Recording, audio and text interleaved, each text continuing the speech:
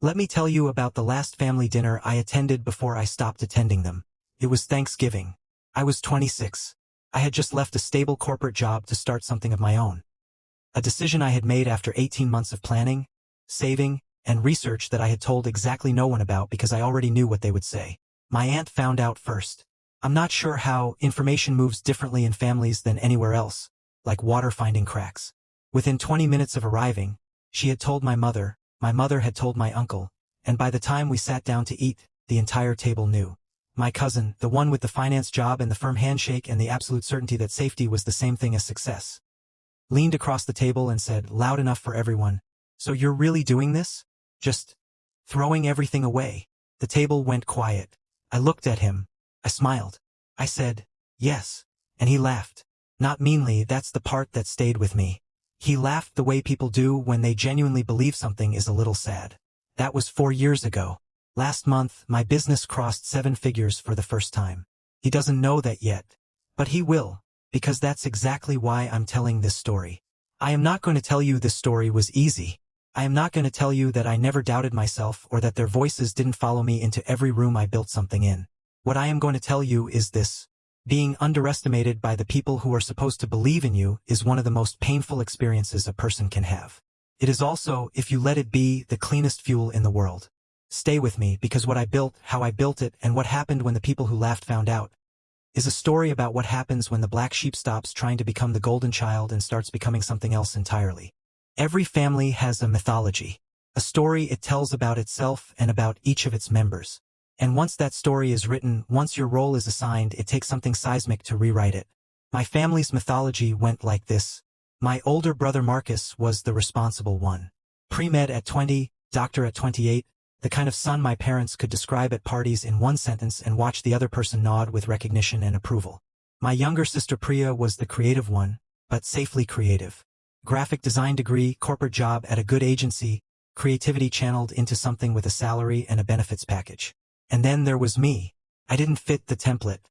Not because I wasn't capable, I was, and some part of me knew it even when I was young, but because the things I was interested in didn't map onto any category the family recognized as legitimate. I read business books at 15. I ran a small resale operation out of my bedroom at 16, buying things at garage sales and flipping them online, and made enough to cover my own school expenses for a year. I was fascinated by how things worked, how value was created, how one good decision compounded into 10. My parents called it a phase. My brother called it avoiding real work. My aunt, the one from Thanksgiving, called it memorably playing pretend business. I was 16. I had just turned a $200 investment into $1,800. But sure, playing pretend. The label came gradually. Black sheep is not something families announce, it accumulates. It's in the slight pause before someone answers when a relative asks how you're doing. It's in the way advice is offered to your siblings with warmth and to you with a kind of tired patience. It's in the seating arrangements at Christmas, the conversations that stop when you enter certain rooms, the jokes that are almost jokes but land with just enough edge to leave a mark. By the time I was 20, I had internalized it so completely that I had spent 2 years in a corporate job I was good at but did not want. Not because I thought it was right for me, but because I was exhausted from being the cautionary tale and wanted briefly to be something my family could understand. It didn't work. You cannot become a different person by wearing the costume long enough. Eventually the costume just makes you uncomfortable. So at 26 I quit. And I went to Thanksgiving. And my cousin laughed. What nobody at that table knew, what I hadn't told a single person, was that I had already signed a lease on a small office space 2 weeks before Thanksgiving. The business wasn't a plan anymore. It had already started. They were laughing at something that was already real. I want to tell you about the first year honestly, because most stories about building something skip the part where it is genuinely, relentlessly hard, and I think that dishonesty does real damage to people who are in the middle of their own hard years and think they are doing it wrong. The first year I made $23,000. Total. For the year. My corporate salary had been $67,000. I had savings 14 months worth, which I had built deliberately because I knew the transition was coming. But watching that number shrink every month while I worked longer hours than I ever had in a corporate building was a specific kind of psychological pressure I had not fully prepared for. I did not tell my family how the first year was going. Not because I was ashamed, or not only because of that, but because I knew what the information would be used for. It would become evidence. It would be referenced at future dinners carefully as concern. We just worry about you. We just want you to be stable. Stability. That word had been used on me so many times as a child that I had developed a complicated relationship with it. My family meant it as a compliment, as the highest possible aspiration. What I understood, by then, was that their definition of stability was actually a definition of visibility. They wanted to be able to see where I was and recognize it. Stability in their framework meant legible, meant mapped, meant fitting a category they already had. What I was building didn't fit any category they had. Year 2 is where everything changed. Not because the money changed, though it did, but because of one conversation with one person who said 4 words that I have thought about every single day since. Year 2, I met a mentor. I will call her Sandra. A woman 15 years ahead of me in the industry I was entering, who had built and sold 2 businesses before I had graduated college. She was introduced to me through a professional connection. We had coffee once, and within 20 minutes she said something I have carried with me into every difficult room since. She said, "You're building in private. Keep doing that." I asked what she meant. She said, "The people who announce their dreams loudly are often trying to make the dream feel real through other people's reactions. You've already decided it's real. That's different. Protect that." I had been building in private out of self-protection, out of not wanting to give my family more ammunition. But Sandra reframed it as strategy. And strategy one could work with. Year 2, $61,000. Year 3, $140,000. I told no one. The strange thing about building something real is that eventually the world outside your family starts to reflect it back to you. And the gap between who your family believes you are and who you are actually becoming gets wider and wider until it becomes almost absurd. I was invited to speak at an industry conference in year 3. A small one, 200 people, a regional event, but a stage and a microphone and a topic I knew deeply. I prepared for 6 weeks. I delivered the talk. 3 people came up afterward and asked for my contact information. My family did not know this happened. I was featured in an industry newsletter that same year, a brief profile, nothing significant, but someone had thought my work was worth writing about. I kept the email in a folder I labeled, somewhat dramatically, evidence. A former colleague reached out, someone from my corporate days, to ask if I would consult on a project. She said she'd heard good things. She said my name had come up in a room she was in a positive context, from someone I had never met. My name was in rooms I had never entered.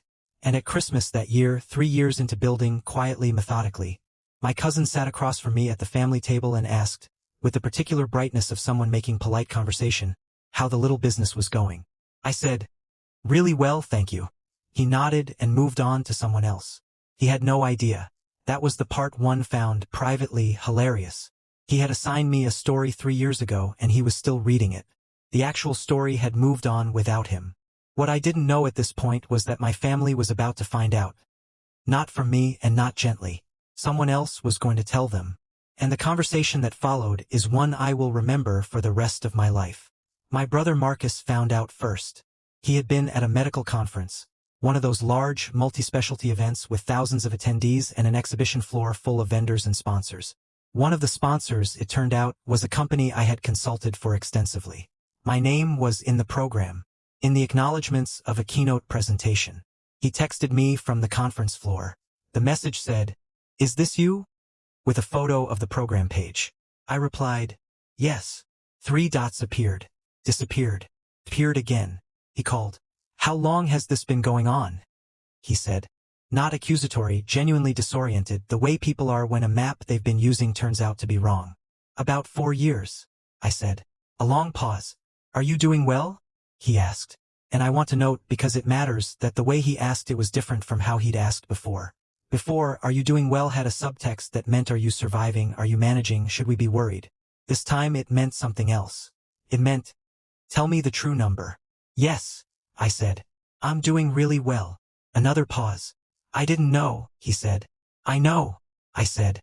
I wasn't ready to tell anyone until it was real enough that the conversation would be different. He was quiet for a moment. Then he said something I did not expect from my brother, who is precise and restrained and not given to grand statements. He said, "I think I owe you an apology." I told him it wasn't necessary. I meant it because by that point it genuinely wasn't. But I appreciated it in a way I won't try to minimize. My mother called 2 days later. The family network had activated. Marcus had told her. She had told my father. My father had apparently sat with it for a full day before saying anything to anyone. My mother's call was the one I had been preparing for, in some corner of myself, for 4 years. She said, "Why didn't you tell us?" I said, "Because I needed to build it without the weight of everyone's doubt in the room with me." Silence. "Was it that bad?" She said quietly. "Did we make it that hard?" And I want to tell you what I said, because I think it's the truest thing in this entire story. I said, "You loved me the way you knew how, and I needed something you didn't know how to give yet. Those two things can both be true." She cried. I let her. Then she said, "Tell me about it. All of it.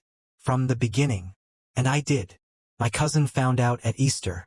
Someone had mentioned my company. I still don't know who, some cousin of a cousin who had seen something online, and his face did a thing I was watching for without meaning to. A recalibration. Acuiet, rapid adjustment.